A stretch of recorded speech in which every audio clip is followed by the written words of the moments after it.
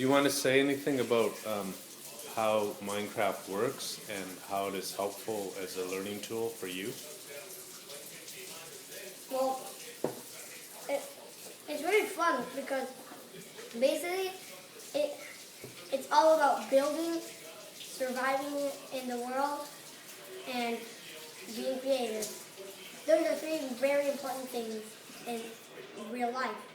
And it it it, it makes kids think of work as a game because it because it makes them like play Minecraft in real life.